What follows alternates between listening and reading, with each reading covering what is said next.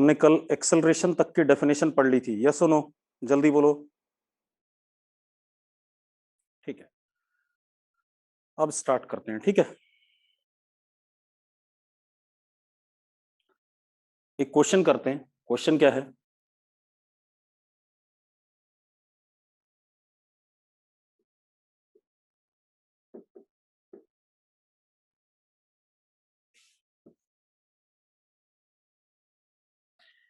Question समझ में आ गया? क्वेश्चन क्या लिखा है?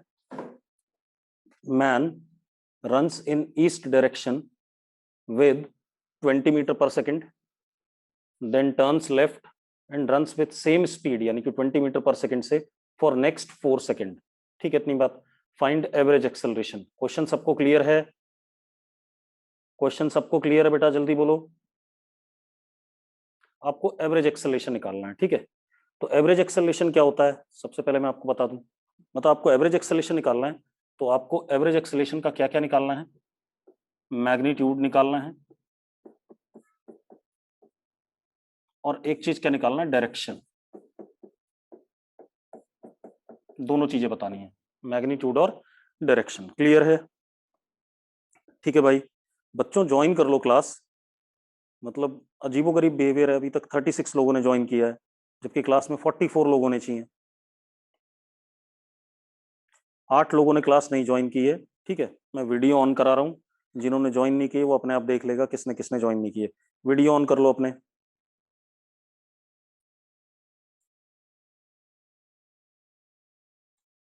चलो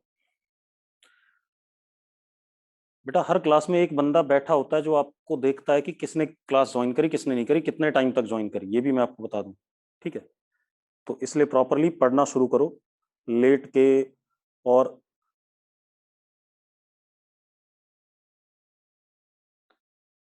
अब देखो, मैंने क्या कहा था? मैंने कहा ये क्वेश्चन है, आदमी ईस्ट डायरेक्शन में दौड़ रहा है कितने से? 20 मीटर पर सेकंड से, 4 सेकंड के लिए। फिर लेफ्ट टर्न करता है, सेम 20 मीटर पर सेकंड से दौड़ता है अगले 4 सेकंड के लिए। ठीक है, आपको एवरेज एक्सेलरेशन बताना है। अब एक्सेलरेशन क्योंकि वेक्टर क्वांटिटी है तो आपको दोनों चीजें बतानी है, इसका क्या बताना है? मैग्नीट्यूड, और इसका क्या बताना है? एक्सेलरेशन का डायरेक्शन। क्लियर है इतनी बात? क्लियर है तो एक बार चैट बॉक्स में यस लिख दो। और जिसने आज क्लास छोड़ी ना, ये ध्यान रखना कि उसका फिर मोशन काइनेमेटिक्स खत्म हो जाएगा। काइनेमेटिक्स खत्म हो जाएगा तो फिजिक्स में हर चैप्टर में दिक्कत आएगी। चलो अब देखो भाई, अब ध्यान से देखो। एवरेज एक्सेलरेशन की डेफिनेशन हमें पता है। Average acceleration is equal to final velocity vector minus initial velocity vector upon time interval. यही है कि नहीं? जल्दी बताओ, ये डेफिनेशन है कि नहीं? ठीक है, हमें क्या करना है? फाइनल वाला वेलोसिटी प्लस माइनस इनिशियल वाला वेलोसिटी, इन दोनों वेलोसिटीज का क्या करना है? हमें सम करना है, वीएफ और माइनस वीआई का। और टाइम इंटरवल आपको पता ही है यहाँ पर कितना है? 8 सेकेंड्स है। 8 है ना? 4 4 कितना हो गया? 8 हो गया कि नहीं हो गया? जल्दी बताओ, 4 4 8 है कि नहीं है? जल्दी बोलो बेटा, यस और नो। भाई कितनी देर तक के लिए दौड़ा? 8 सेकंड के लिए। अरे यस और नो, जल्दी बोलते जाओ यार। हाँ, अब जरा इसको करके देखते हैं।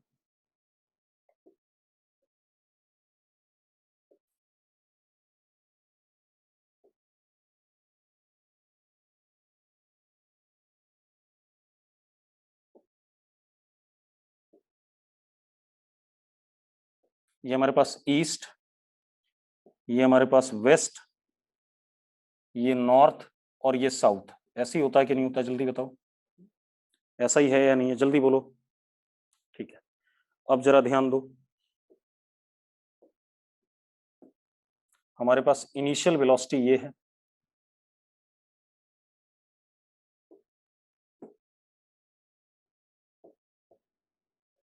और मैग्नीट्यूड में कितना है? V I is equal to 20। 4 second के लिए ऐसे चले हम, कितने टाइम के लिए? 4 सेकंड के लिए। अब ये लेफ्ट टर्न कर जाता है, लेफ्ट टर्न मतलब अब नॉर्थ की तरफ।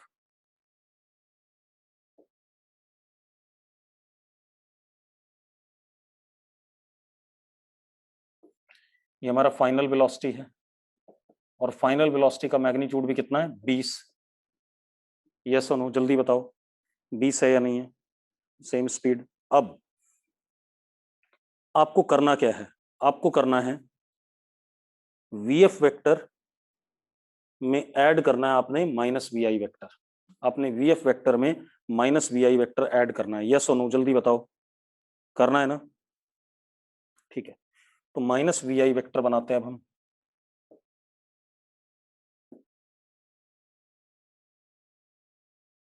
ये पिंक कलर वाला देखो, पिंक और इस येलो वाले की लेंथ बराबर है या नहीं है, जल्दी बताओ, पिंक और येलो वाले की लेंथ बराबर है कि नहीं? डायरेक्शन अपोजिट है या नहीं, जल्दी बोलो, डायरेक्शन अपोजिट है या नहीं? तो दिस इज व्हाट, ये पिंक वाला क्या हो गया, माइनस वी आई वेक्टर हो गया कि नहीं हो गया? हो गया। और मैग्नीट्यूड इसका भी कितना है, 20 है या नहीं, सेम लेंथ है। अब आपको इस येलो वाले और इस पिंक वाले का सम करना है, तो ये पैरेललोग्राम की दो साइड्स हो गई, इनका रिजल्टेंट जो होगा वो हमारा क्या हो जाएगा, डेल्टा वी।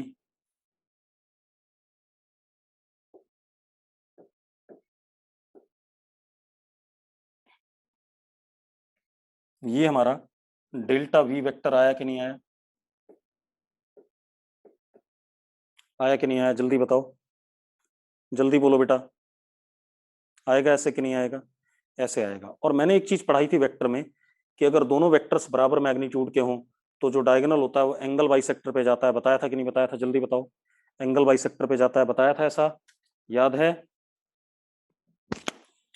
अब देखो भाई, अब अपने पास ये आ गया delta V is equal to, ये डेल्टा वी आ गया, और ये कितने पे आएगा, एंगल बाइसेक्टर पे आएगा, ये आपको पता है शायद, अरे पता है कि नहीं पता है, 90 डिग्री एंगल है तो 45 पाएगा कि नहीं, जल्दी बोलो भाई, ये बात पता है कि नहीं?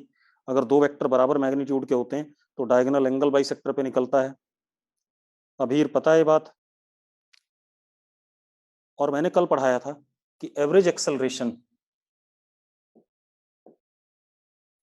Is parallel to change in velocity, है या नहीं, जल्दी बताओ, average acceleration is parallel to change in velocity, तो एवरेज एक्सेलरेशन का डायरेक्शन यही हो गया। अब एक बात बताओ, डायरेक्शन क्या हो गया, देखो एक मिनट, डायरेक्शन क्या है, आप ध्यान से देखो, अगर आप ध्यान से देखो तो ये नॉर्थ है और ये हमारा वेस्ट है, नॉर्थ और वेस्ट के बिल्कुल बीच में जा रहा है कि नहीं जा रहा है, नॉर्थ और वेस्ट के बिल्कुल बीच में है या नहीं, जल्दी बोलो, और नॉर्थ और वेस्ट के बिल्कुल बीच में है, तो इसका मतलब एवरेज एक्सेलरेशन का डायरेक्शन कैसा है, नॉर्थ वेस्ट, नॉर्थ वेस्ट आ गया कि नहीं आ गया, यस और नो? अब इसका मैग्नीट्यूड, अब एवरेज एक्सेलरेशन का मैग्नीट्यूड क्या होता था, डेल्टा वी का magnitude upon time interval that is 8, delta V का magnitude upon time interval that is 8, yes और नो, यस और नो? ठीक है, अब डेल्टा वी का मैग्नीट्यूड कितना आया, कितना आएगा, under root V F square plus V I square, यही आएगा कि नहीं आएगा, एंगल 90 डिग्री है, कितना आ गया जरा बताना, 20√2, तो जो हमारे पास एवरेज एक्सेलेरेशन आया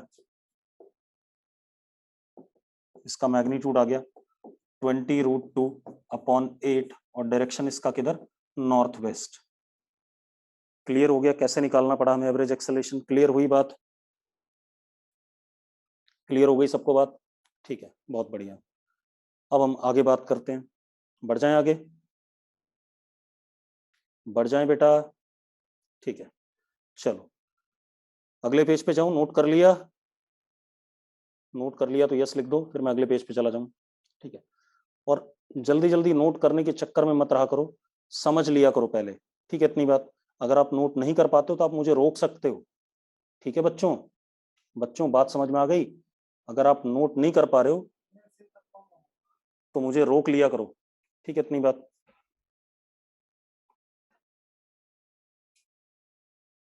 ठीक है? अब देखो बेटा,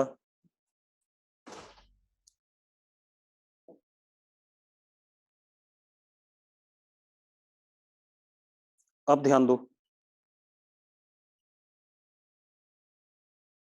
अब हम बात करते हैं मोशन ऑफ पार्टिकल,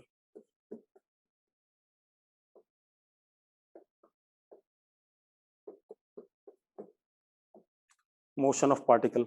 बेटा मोशन दो टाइप का होता है, ध्यान समझना। एक होता है रेक्टिलिनियर,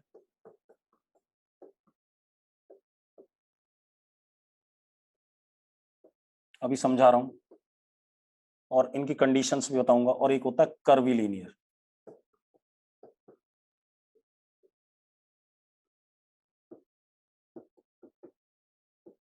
ठीक है। अब रेक्टिलिनियर मोशन क्या होता है, अब ध्यान सुनो, अब हम मोशन में आ चुके हैं।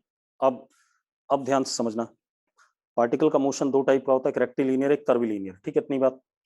तो रेक्टिलिनियर मोशन क्या होता है पहले ये समझें।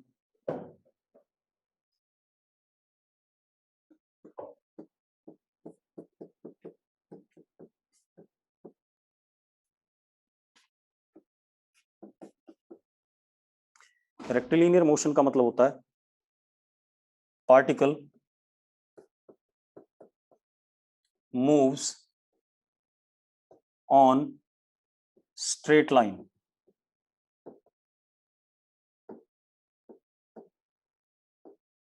पार्टिकल किस पे मूव कर रहा है, स्ट्रेट लाइन पे।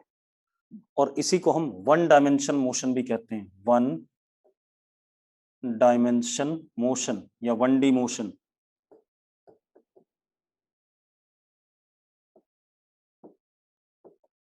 वन डायमेंशनल क्यों कहते हैं, आप ऐसे देखो, अगर पार्टिकल आपका सीधी लाइन पे चल रहा है और इस लाइन को मैं एक्स एक्सिस मान लूं, तो सिर्फ एक्स कोऑर्डिनेट चेंज कर रहा है, यस और नो। अगर इसको वाई एक्सिस मान लूं तो सिर्फ वाई कोऑर्डिनेट चेंज कर रहा है, जेड मान लूं तो सिर्फ जेड कोऑर्डिनेट चेंज कर रहा है, मतलब एक ही कोऑर्डिनेट चेंज कर रहा है, इस वजह से वन डी मोशन।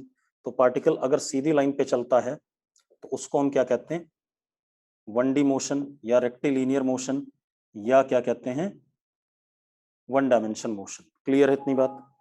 अब दूसरी चीज देखो बेटा, दूसरा हमारे पास आता है कर्विलिनियर मोशन। अब इसकी कंडीशंस भी देखेंगे।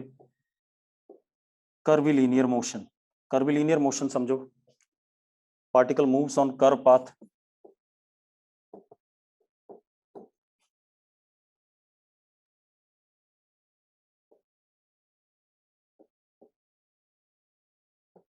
किस में मूव कर रहा है, ऑन कर्व पाथ।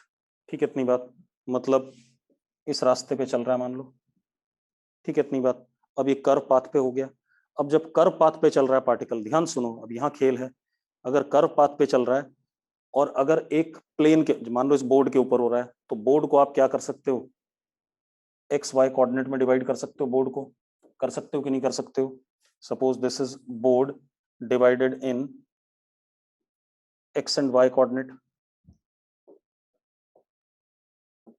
तो ये टू डायमेंशन मोशन होगा कि नहीं होगा, क्योंकि एक्स कोऑर्डिनेट भी चेंज कर रहा है और वाई कोऑर्डिनेट भी चेंज कर रहा है, यस और नो। जल्दी बोलो, एक्स कोऑर्डिनेट भी चेंज कर रहा है समय के साथ और वाई कोऑर्डिनेट भी चेंज कर रहा है। तो curvilinear motion can be two dimension motion.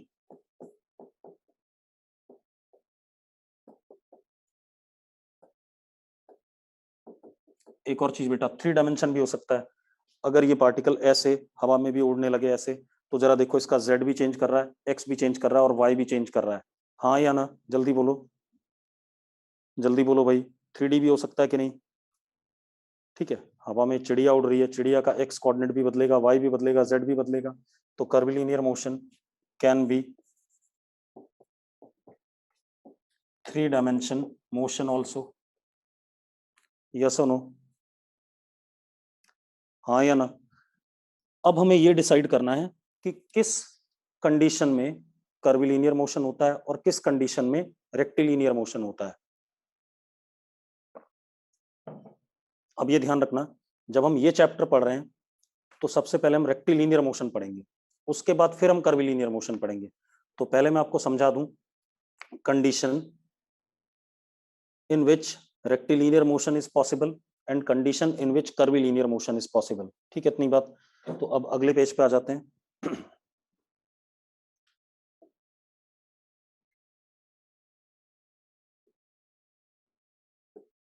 Conditions for rectilinear motion, पहले इसकी बात कर लें।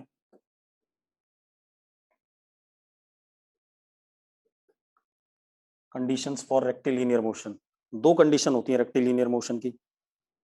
पहली, इफ वेलोसिटी पार्टिकल का कैसा हो, कांस्टेंट हो। पार्टिकल का वेलोसिटी कैसा है, कांस्टेंट है बेटा। ठीक है, इतनी बात। अगर वेलोसिटी कांस्टेंट है तो ऑब्वियस सी बात है एक्सेलरेशन क्या हो गया, जीरो। हाँ या ना, जल्दी बताओ। क्योंकि एक्सेलरेशन क्या होता था, वेलोसिटी का रेट ऑफ चेंज। अब यहाँ वेलोसिटी चेंज ही नहीं कर रही है तो एक्सेलरेशन क्या है, जीरो है। अब वेलोसिटी कांस्टेंट होने का मतलब कि नाइदर डायरेक्शन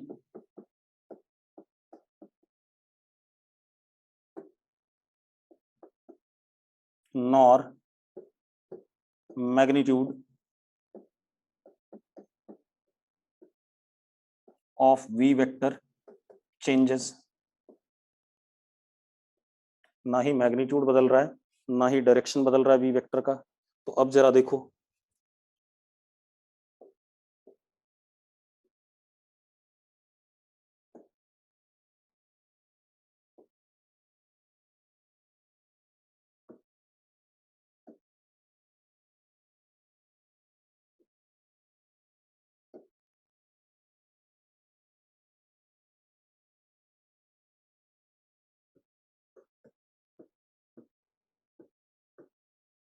मतलब डायरेक्शन हमेशा यही है। और मैग्नीट्यूड अगर 5 मीटर पर सेकंड है तो यहाँ भी वेलोसिटी 5 मीटर पर सेकंड, यहाँ भी 5, यहाँ भी 5, यहाँ भी 5, यहाँ भी 5, और डायरेक्टेड किधर की तरफ है, आगे की तरफ है। तो कैसा मोशन होगा, जल्दी बताओ, जल्दी बताओ भाई, कैसा मोशन होगा, स्ट्रेट लाइन होगा कि नहीं होगा। ठीक है, तो straight line motion is what, rectilinear motion या 1D मोशन। ठीक है, इतनी बात। अब दूसरी कंडीशन, दूसरी कंडीशन क्या है, अब ध्यान सुनना। दूसरी कंडीशन ऐसे समझते हैं, मेरे पास ये पार्टिकल है, मैंने इसको ऐसे ऊपर फेंका, तो ये सीधे ऊपर गया कि नहीं गया, गया कि नहीं गया, जल्दी बताओ। मैंने इसको ऐसे फेंका, मैं देख, सीधे ऊपर गया कि नहीं गया, जल्दी बताओ। सीधे ऊपर गया, और ये फिर सीधे ऊपर जाकर के सीधे नीचे आया, यस और नो, जल्दी बताओ, ऐसा है या नहीं। अब एक चीज देखो, जब मैंने इसको ऊपर फेंका तो वेलोसिटी कैसे दी मैंने, ऊपर की तरफ, और एक्सेलेरेशन ड्यू टू ग्रेविटी किधर है, नीचे की तरफ। और जब ये ऊपर से नीचे आ रहा है तो देखो वेलोसिटी नीचे है, एक्सेलेरेशन भी नीचे है, यस और नो, जल्दी बताओ, जल्दी बताओ भाई। तो अब जरा एक मिनट ध्यान देना, सेकंड कंडीशन क्या है, if angle between v vector and a vector during motion is 0 degree or 180 degree throughout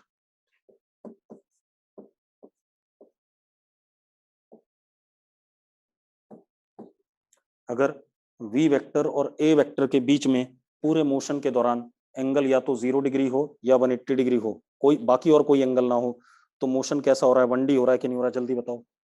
motion 1D है या नहीं बेटा, जल्दी बोलो। मनिका को बात समझ में आ गई, अभीर, चैतन्य, चिन्मय, समझ में आ गई बात। और एक और मजेदार बात, ये बात मैं आपको बता चुका हूं, देखो कैसे, कैसे बता चुका हूं। अगर V और A के बीच में एंगल 0 डिग्री है या 180 डिग्री है, तो ये जो A है, this A is tangential acceleration.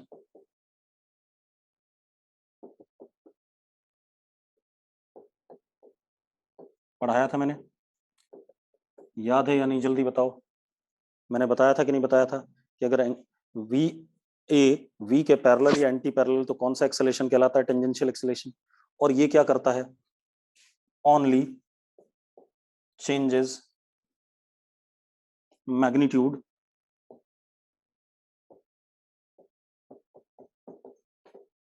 of v vector but not the direction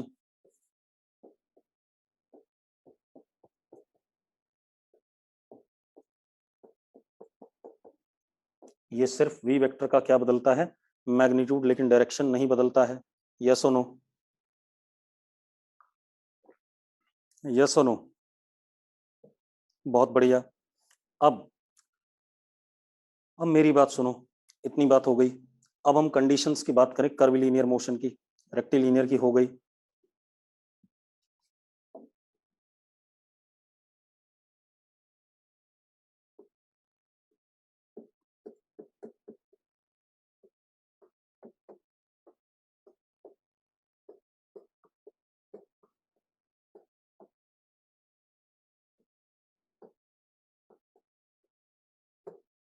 conditions for कर्विलीनियर motion.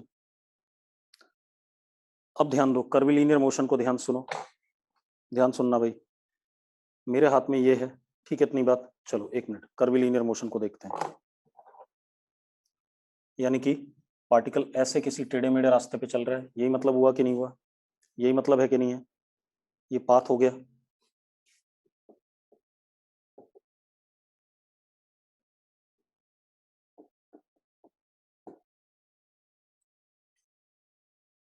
पिछला स्लाइड नोट नहीं हुआ, वो देख लो पिछला स्लाइड पहले देख लो भाई, जिसको नोट करना है नोट कर लो फटाफट, जल्दी से नोट करो।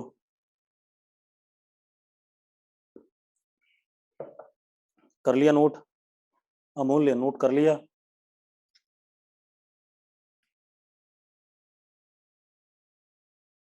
ठीक है। अब देखते हैं भाई, अब आप देखो, ये हमारा पार्टिकल का पाथ है। अब आप ध्यान दो, इस समय पे पार्टिकल की वेलोसिटी ऐसे है, इस समय पे ऐसे है, इस समय पे ऐसे है। हमने पढ़ा हुआ है शायद कि velocity of particle is tangent to the path. Yes और नो, जल्दी बताओ, हाँ या ना? पढ़ा है कि नहीं पढ़ा हमने कि पार्टिकल की वेलोसिटी पाथ के टेंजेंट होती है? तो एक बात बताओ, during motion direction of v vector continuously changes।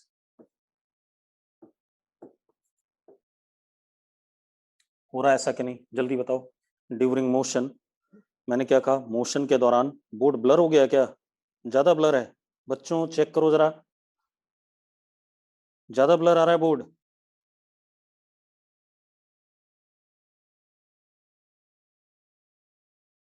कुछ बच्चों को बहुत ज्यादा ब्लर आ रहा है, कुछ को ब्लर नहीं आ रहा है।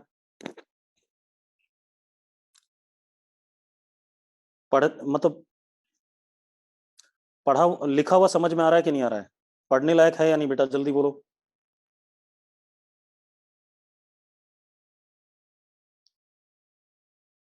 अभीर, पढ़ने लायक है या नहीं? अभीर कह रहा है पढ़ने लायक, तो अभी ठीक हो जाएगा बेटा, हो सकता है नेटवर्क का कोई इशू हो, 2 मिनट का टाइम लगता है, ठीक है, अभी हो जाएगा, कोई दिक्कत नहीं। ठीक है, अब देखो, अब आपको इसमें क्या दिख रहा है बेटा, वो कभी खराब हो जाता है, कभी ठीक हो जाता है, वो आपके एंड पे जो नेटवर्क है उस पर भी डिपेंड करता है, ठीक है, तो उसके लिए परेशान मत हो। अब आप देखो, पार्टिकल की वेलोसिटी का डायरेक्शन कॉन्टिन्यूसली बदल रहा है कि नहीं बदल रहा है, पहले ये बताओ, ये बात सही है कि नहीं, कि मोशन के दौरान पार्टिकल की वेलोसिटी का डायरेक्शन कॉन्टिन्यूसली बदल रहा है। देयरफॉर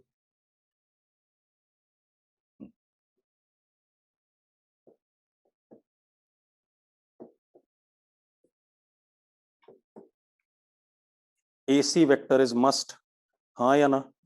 AC वेक्टर मस्ट हो गया कि नहीं हो गया, हाँ या ना, जल्दी बोलो, AC वेक्टर मस्ट हो गया। अब AC तो मस्ट है, बट AT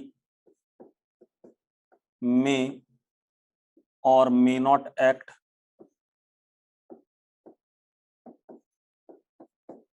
अब देखो एक मिनट, जो टेंजेंशियल एक्सेलेरेशन है, अगर वेलोसिटी का मैग्नीट्यूड भी बदल रहा है तो टेंजेंशियल एक्सेलेरेशन होगा, और मैग्नीट्यूड नहीं बदल रहा है तो टेंजेंशियल एक्सेलेरेशन नहीं होगा।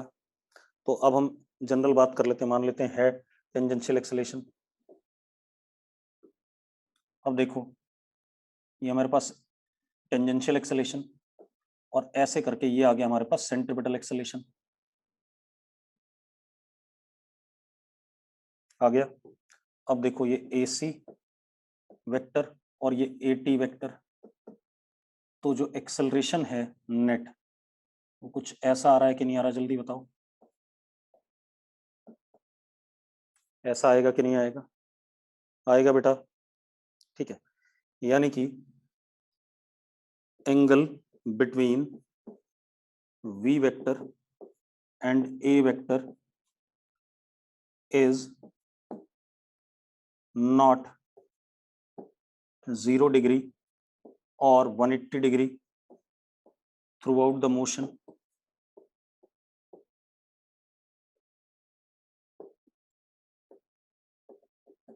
ये बात समझ में आई कि नहीं आई कि जो एंगल है किसके बीच में, V वेक्टर और A वेक्टर के बीच में, वो 0 और 180 पूरे मोशन के दौरान नहीं होगा।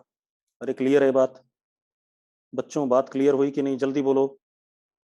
देखो A वेक्टर ऐसा है और V वेक्टर ऐसा है, ठीक है। क्लियर है भाई?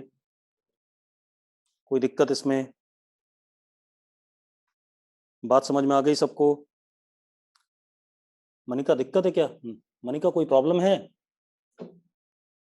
नहीं है, गुड। अब इसका एक एग्जाम्पल लेते हैं आपके सामने। एग्जाम्पल क्या है देखो, एक मिनट। मेरे पास ये है ना, मैंने इसको ऐसे फेंक दिया, ऐसे फेंक दिया, ऐसे गया कि नहीं गया, जल्दी बताओ। मैंने इसको क्या करा, अभी स्क्रीन को मत देखो, यहाँ देखो। मैंने इसको ऐसे फेंक दिया, ये एक ऐसे कर्व पाथ पे गया कि नहीं गया?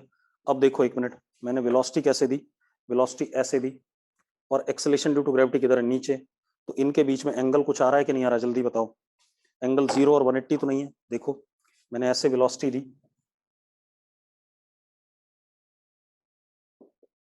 और मान लो एक्सेलेरेशन ऐसा है, तो इसका पाथ कुल मिला के कुछ ऐसा हुआ कि नहीं हुआ, हाँ या ना?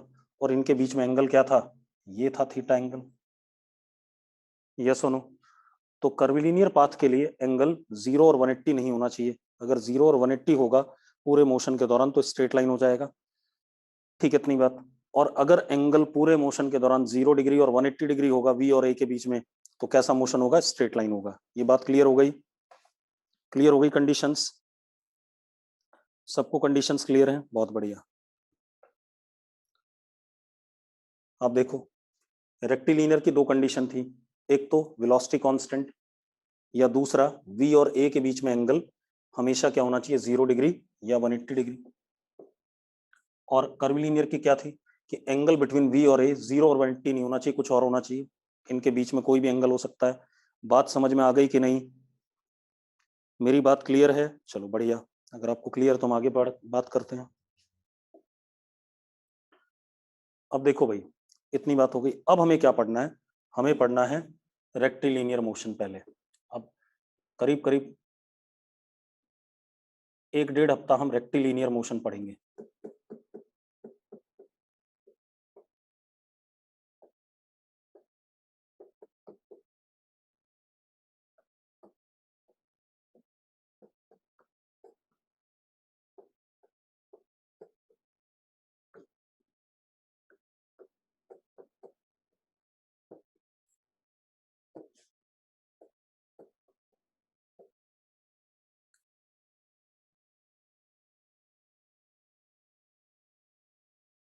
अब एक बच्चे का डाउट है, पिछले पेज पे हमें कैसे पता चला कि मैग्नीट्यूड वेलोसिटी का सेम रहेगा या नहीं रहेगा? वो तो सवाल में पता चलेगा भाई।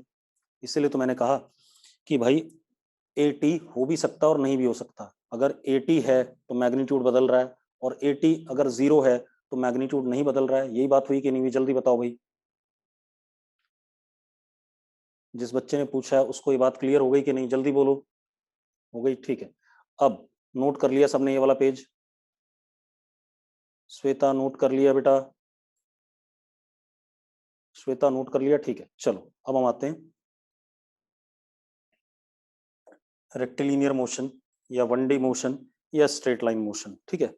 अब हमें रेक्टिलिनियर मोशन पढ़ना है हमें। कंडीशन पता चल गई कि नहीं पता चल गई, पहले बताओ। कंडीशन पता है रेक्टिलिनियर की? दो कंडीशन है, एक जिसमें वेलोसिटी कांस्टेंट और एक जिसमें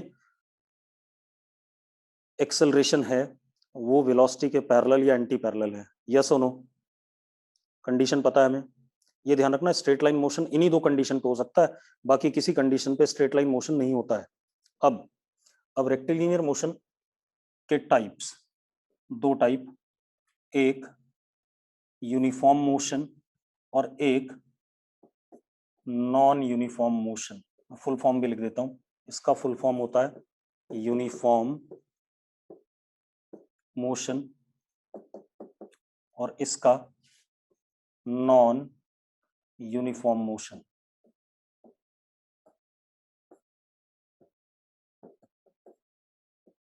ठीक है, अब मेरी बात ध्यान सुनो। यूनिफॉर्म मोशन क्या होता है?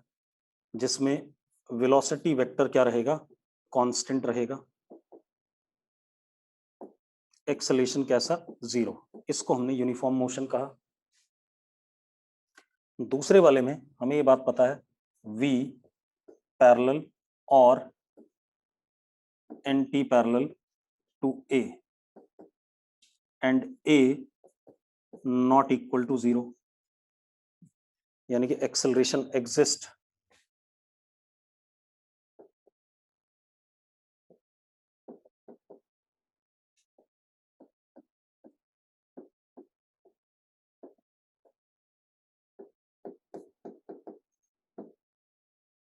बेटा। अगर V पैरेलल या एंटी पैरेलल टू A हुआ तो कौन सा एक्सेलरेशन होगा? जल्दी बताओ, कौन सा एक्सेलरेशन होगा? टेंजेंशियल होगा कि नहीं होगा? बच्चों बोलते जाओ यार। ठीक है, और टेंजेंशियल एक्सेलरेशन होना चाहिए। ठीक है, इतनी बात। A not equal to zero, tangential acceleration exist. ठीक है, इतनी बात। और V पैरेलल या एंटी पैरेलल है तो ऑब्वियस सी बात है, अपने आप टेंजेंशियल हो गया। हाँ या ना? अरे हाँ या ना, ये टेंजेंशियल ही तो है। ठीक है, अब यहां पर ये वाला दो पार्ट्स में टूटता है। NUM, नॉन यूनिफॉर्म मोशन, दो पार्ट्स में टूटता है, पहला पार्ट और दूसरा पार्ट। पहले हम इसको पढ़ेंगे, फिर इसके पहले पार्ट को पढ़ेंगे, फिर दूसरे पार्ट को पढ़ेंगे।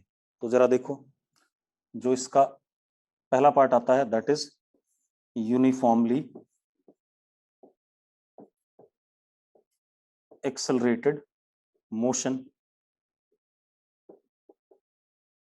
इसको हम लिखते हैं UAM। और दूसरा non uniformly accelerated motion, NUAM। अब यूनिफॉर्मली एक्सेलरेटेड मोशन में क्या होता है? यूनिफॉर्मली एक्सेलरेटेड मोशन में एक्सेलरेशन पैरेलल और एंटी पैरेलल तो होगा ही। एक्सेलरेशन की एक और प्रॉपर्टी थी, एक्सेलरेशन इज कांस्टेंट। एक्सेलरेशन का ना मैग्नीट्यूड बदलेगा ना डायरेक्शन बदलेगा। एक्सेलरेशन का ना मैग्नीट्यूड बदलेगा ना डायरेक्शन बदलेगा। और दूसरे वाले में एक्सेलरेशन वेरिंग होता है। एक्सेलरेशन क्या करता है? वेरी करता है। तो अब हमारे पास 1D मोशन की दोनों कंडीशन है। पहली कंडीशन से एक टाइप का मोशन बन गया यूनिफॉर्म मोशन, दूसरी कंडीशन से दो टाइप के मोशन बने, एक यूनिफॉर्मली एक्सेलरेटेड और एक नॉन यूनिफॉर्मली एक्सेलरेटेड। बस एक बात का ध्यान रखना है बेटा आपने कि एक्सेलरेशन हमेशा या तो पैरेलल या एंटी पैरेलल होगा V वेक्टर के। क्लियर हो गई बात? अरे निकम्मो, क्लियर हो गई बच्चों? ठीक है, अब मेरी बात सुनो, अब ध्यान सुनना, रुक जाओ। इतनी बात क्लियर हो गई। अब आप एक बात बताओ, मैथमेटिकल टूल में हम कहां तक पहुंच गए? जल्दी बताओ मुझे। मैथ्स में कहां तक पहुंच गए? जो सर मैथ फिजिक्स के लिए मैथ्स करा रहे हैं, कहां तक पहुंच गए? जल्दी बताओ। उसका बहुत इंपॉर्टेंट रोल है आगे। डेरिवेटिव खत्म हो गया, इंटीग्रेशन कल स्टार्ट होगा। ठीक है, इंटीग्रेशन कल स्टार्ट होगा। ठीक है, कोई बात नहीं। ठीक है, कोई दिक्कत नहीं बेटा। ठीक है, अब आप देखो एक मिनट। तो अब हम सबसे पहले कौन सा मोशन पढ़ेंगे? यूनिफॉर्म मोशन पढ़ेंगे। ठीक है, उसके बाद हम नॉन यूनिफॉर्म पढ़ेंगे। नॉन यूनिफॉर्म का पहले ये, बाद में ये। ठीक है, चलो।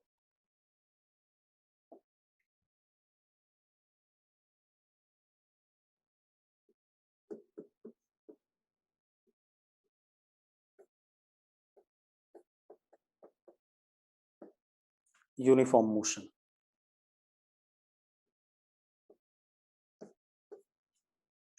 चलो यूनिफॉर्म मोशन से पहले एक चीज और बेटा, sign convention.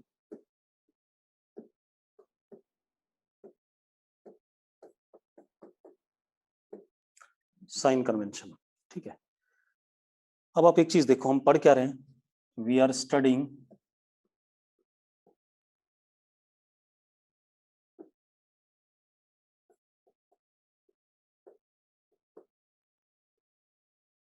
One D,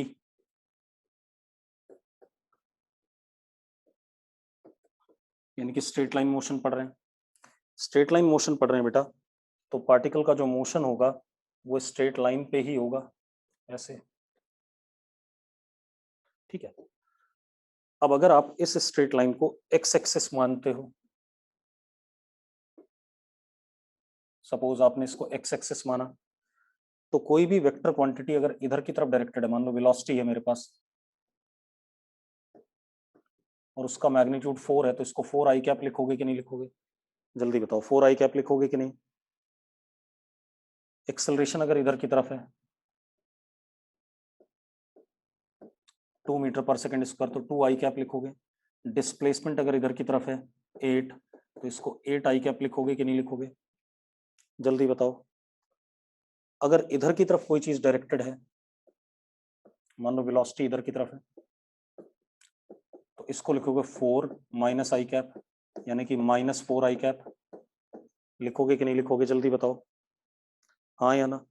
acceleration अगर इधर की तरफ है, तो आप क्या लिखोगे, a is equal to -2 i cap, ऐसा लिखोगे कि नहीं लिखोगे। पक्की ये बात क्लियर है, पक्का क्लियर है, ठीक है। तो अब जरा देखो, बार बार ये वेक्टर लिखने से अच्छा है हम साइन कन्वेंशन मान लें। साइन कन्वेंशन क्या कहता है, देखो एक मिनट मैं बता रहा हूं। अगर आपका मोशन इस स्ट्रेट लाइन पे हो रहा है या इस पे हो रहा है, ये वर्टिकल वाले पे, ठीक है, इतनी बात। तो अब ये हमारा ओरिजिन है, ये हमारा ओरिजिन है। Any vector quantity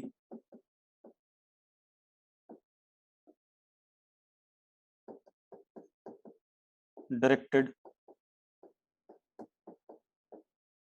this way, take it as positive, मतलब अगर इधर की तरफ वेलोसिटी है 4, तो उसको लिखूंगा v is equal to +4। Acceleration इधर की तरफ है तो a इज इक्वल टू +2, ऐसे लिखूंगा। क्लियर है, मतलब आई कैप का खेल खत्म कर दिया मैंने। अगर इधर की तरफ कोई वेक्टर क्वांटिटी डायरेक्टेड है,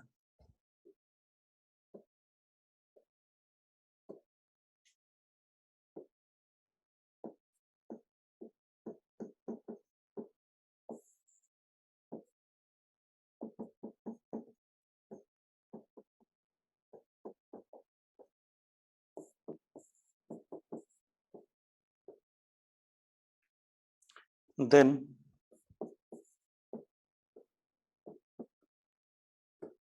टेक इट एज नेगेटिव, मतलब इधर की तरफ अगर वेलोसिटी 4 मीटर पर सेकंड है तो -4 लिखोगे।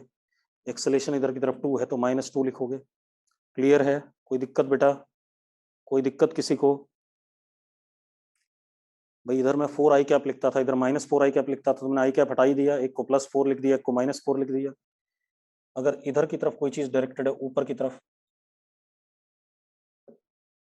तो टेक इट एज पॉजिटिव, और इधर की तरफ डायरेक्टेड है तो take it as what, negative. मतलब जो क्वाड्रेंट होता था हमारा XYZ, बिल्कुल उसी हिसाब से आया, इधर पॉजिटिव, इधर पॉजिटिव, इधर नेगेटिव, इधर नेगेटिव। यस और नो, यस और नो, जल्दी बोलो। ठीक है, अब आगे बात करते हैं।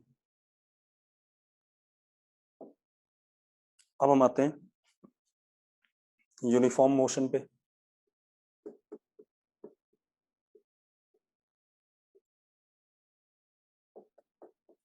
और ये प्लस माइनस आपकी मर्जी होती है भाई। अगर आप पिछले पेज को देखो, अगर आपने इधर प्लस माना है तो इसके अपोजिट हमेशा माइनस होगा, अगर आपने इधर प्लस माना है तो ऊपर माइनस होगा, लेकिन मैंने क्या माना हुआ, ऊपर प्लस तो नीचे माइनस। क्लियर है इतनी बात? वो आपकी मर्जी है, सवाल के हिसाब से आप अपने प्लस माइनस साइंस को एडजस्ट कर सकते हो। क्लियर हो गया? क्लियर हो गया बच्चों? अगर एक डायरेक्शन आपने प्लस लिए तो उसके अपोजिट वाली माइनस लोगे। अब क्या कहानी है? Uniform motion.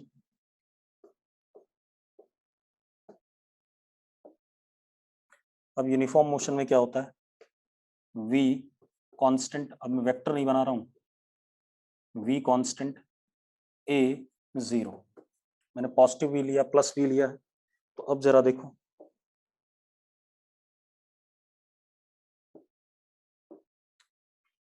टाइम 0 पे पार्टिकल की वेलोसिटी v है,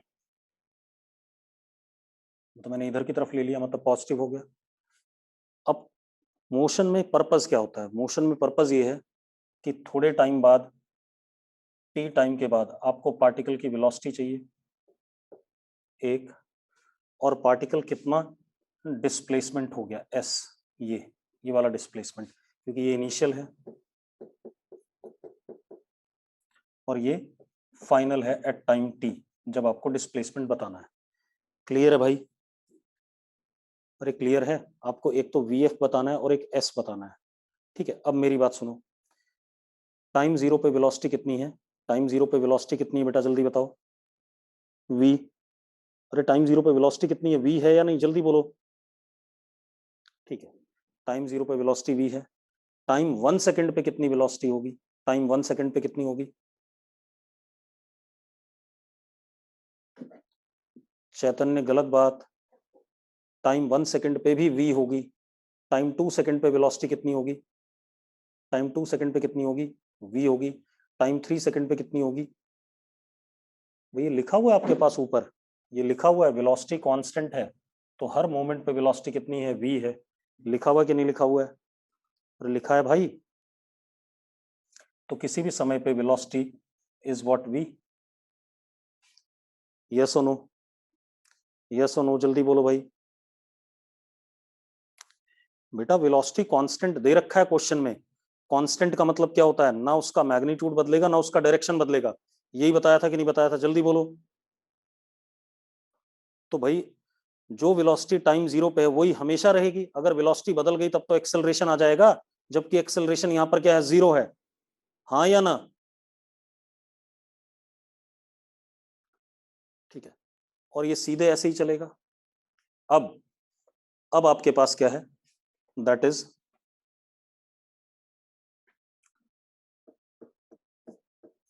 एट एनी इंस्टेंट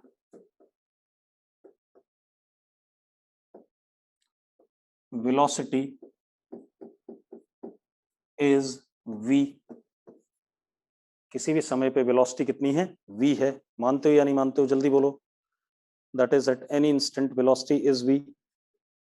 तो अगर किसी भी इंस्टेंट पे वेलोसिटी v है तो इसको हम क्या कहेंगे? Instantaneous velocity.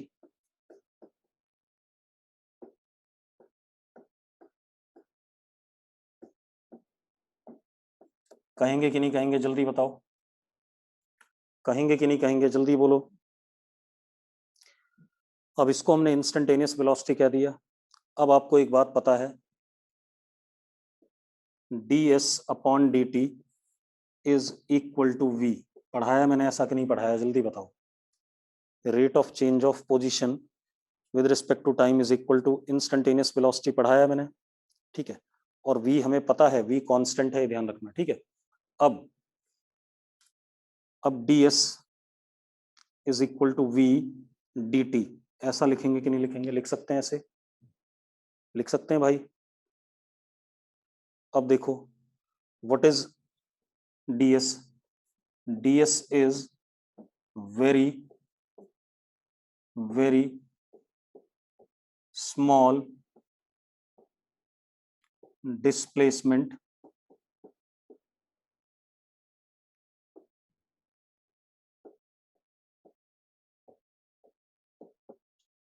इन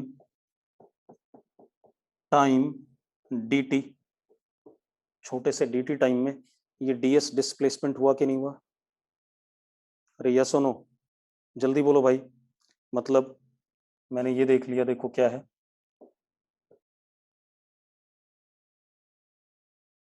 ये पिंक वाला हमारे पास ds है, कितने टाइम में, बहुत छोटे से टाइम इंटरवल में। फिर अब ये छोटे से टाइम dt में आया, ठीक है, इतनी बात। तो इस dt टाइम में जो डिस्प्लेसमेंट है ये इतना सा है, in what time interval, dt। अब मुझे टोटल 0 से t टाइम का चाहिए, तो अगले छोटे से टाइम इंटरवल में भी कितना हो जाएगा, ds। अगले छोटे से टाइम इंटरवल में इससे पहले वाले में भी क्या होगा, ds, उससे पहले वाले में भी ds, उससे पहले वाले में भी ds, उससे पहले वाले में भी ds। अगर आप कोई भी टाइम इंटरवल उठाओ, कोई भी dt टाइम इंटरवल उठाओ, ये उठाया आपने मान लो dt, ठीक है, इतनी बात। तो ds आएगा कि नहीं आएगा, अरे यस सुनो, इस छोटे से टाइम इंटरवल में ds आया कि नहीं आया।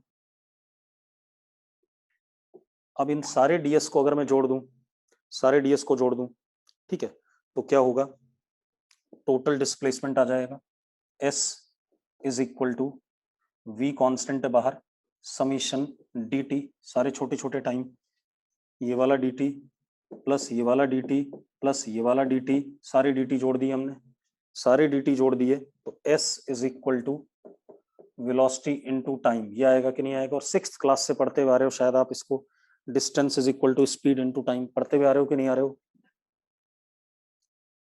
हाँ या ना। अब एक चीज का ध्यान रखना, मैंने आपको ये s is equal to we t कराया, ठीक है, इतनी बात। ये मैंने आज प्रॉपरली डिराइव नहीं कराया, क्यों नहीं डिराइव कराया, क्योंकि अभी आपको मैथ्स वाले सर ने इंटीग्रेशन नहीं कराई है, अदरवाइज मैं इसको इंटीग्रेशन से कराता, वो भी करके दिखा देता हूँ। समीशन का मतलब होता है इंटीग्रेशन, ये बात मैंने एक दिन बोली थी भाई, सारे डीएस डीएस जोड़ने हैं ना भाई, आपने क्या करना है, सारे डीएस जोड़ने हैं।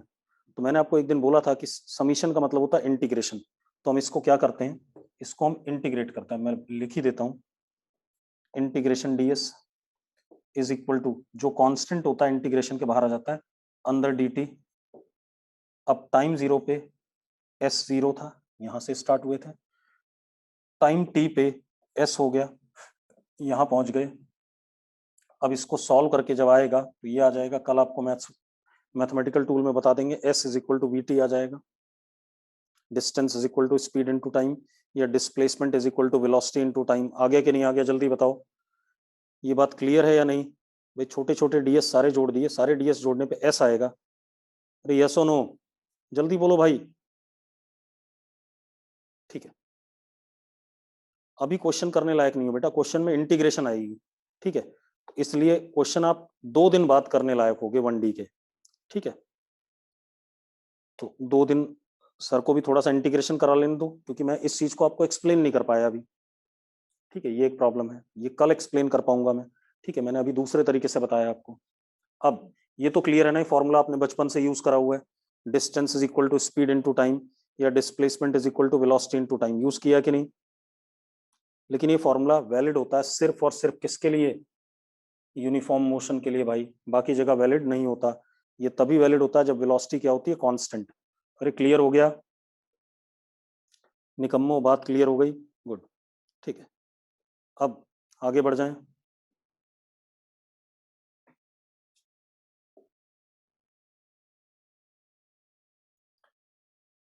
अब जरा हम सवाल कर लें यूनिफॉर्म मोशन पे।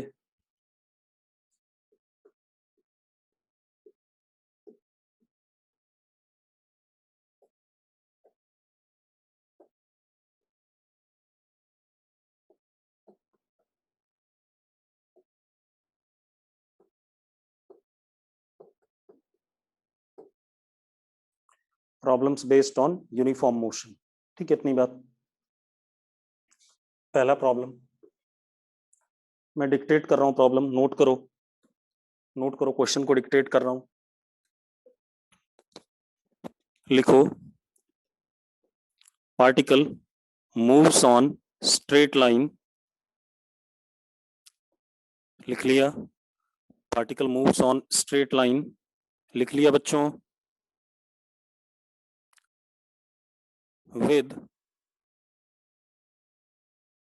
Fixed speeds, with fixed speeds, लिख लिया, विथ फिक्स्ड स्पीड्स, लिख लिया बच्चों?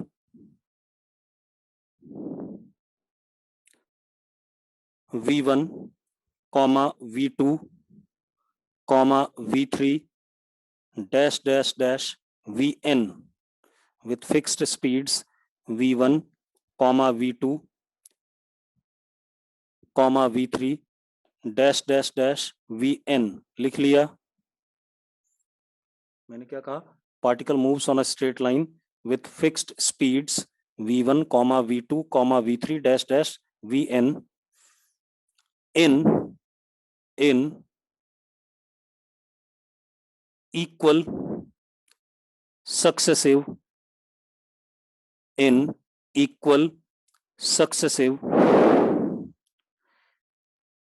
intervals of time, in equal successive intervals of time। लिख लिया बेटा? लिख लिया बच्चों? Find average speed, find average speed. अब मैं कराता हूं, देखो 1 मिनट क्वेश्चन क्या है। देखो अब आपने क्वेश्चन लिख लिया, अब अगर आप एक एक लाइन पढ़ो क्वेश्चन की, उसने क्या कहा? Particle moves on a straight line.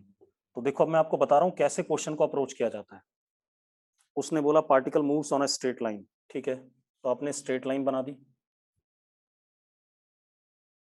बना दी भाई, ठीक है। जैसे क्वेश्चन को करना है वैसा ही मैं आपको बता रहा हूं, बिल्कुल अगर ऐसा करोगे तो आपसे क्वेश्चन होंगे, और अगर आप ऐसे नहीं करोगे तो क्वेश्चन नहीं होंगे। स्ट्रेट लाइन बना दी, ठीक है। फिर उसने कहा कि particle moves with fixed speeds in equal successive intervals of time. तो टाइम इंटरवल्स ले लेते हैं,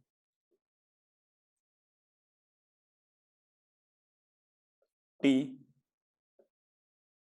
टी टी, ऐसे ऐसे कितने इंटरवल हैं? टी एन इंटरवल्स हैं।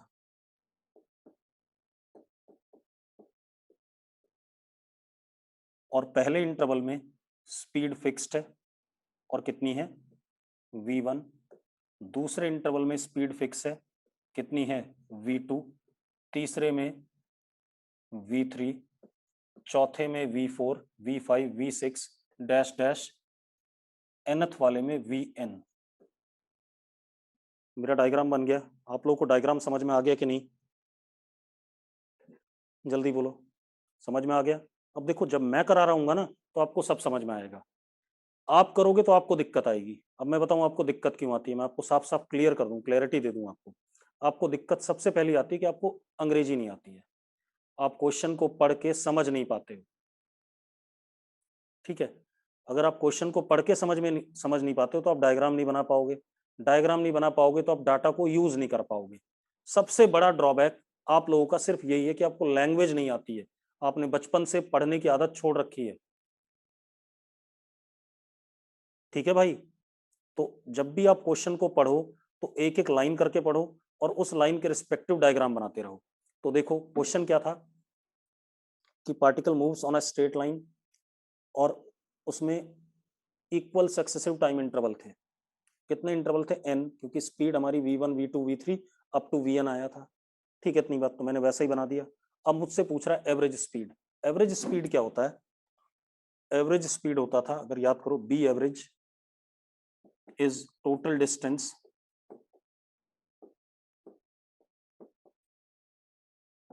Upon total time. याद है? याद है बेटा? ऐसा था या नहीं? ठीक है, इतनी बात। अब देखो अगर मैं ये वाला डिस्टेंस देखूं L1, तो ये speed into time, L2 speed into time, L3 speed into time, अभी पढ़ के आए हम formula, Ln speed into time. ये आया कि नहीं आया? जल्दी बोलो, ऐसा ही हुआ कि नहीं हुआ? जल्दी बोलो बेटा, ऐसा हुआ या नहीं?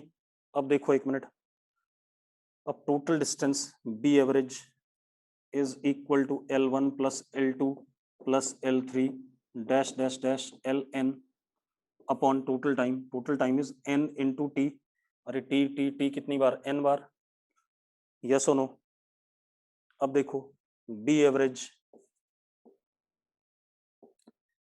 V1 plus V2 plus V3 dash dash dash Vn into t, बेटा टी कॉमन ले लिया मैंने, अपॉन एन टी, टी से टी कट गया, तो हमारे पास बी एवरेज कितना आ गया, इन सारी स्पीड्स का अर्थमेटिक मीन।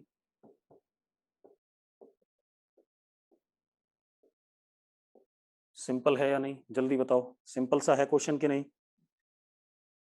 सिंपल है, ठीक है। तो प्रॉब्लम क्या थी कि आप अंग्रेजी पढ़ के छोड़ दोगे क्वेश्चन को। मैक्सिमम बच्चों के डाउट कैसे होते हैं मैं आपको बताऊं, हम तो रोज झेलते हैं कि उन्होंने क्वेश्चन देखा 4-5 लाइनों का है तो छोड़ देते हैं क्वेश्चन, वो पढ़ते भी नहीं बेचारे, उसको पढ़ने की जहमत भी नहीं उठाते कि क्वेश्चन को पढ़ लें और कम से कम डायग्राम बनाने की कोशिश करें। बात क्लियर हो गई मेरी? मेरी बात क्लियर हो गई सबको? ठीक है, तो आज हम इतना ही करेंगे, कल बात करेंगे आगे, ठीक है, कल देखते हैं आगे। टेस्ट में बेटा यूनिफॉर्म मोशन तक आएगा, कहां तक दूंगा, वेक्टर और यूनिफॉर्म मोशन, ठीक है, इतनी बात क्लियर है?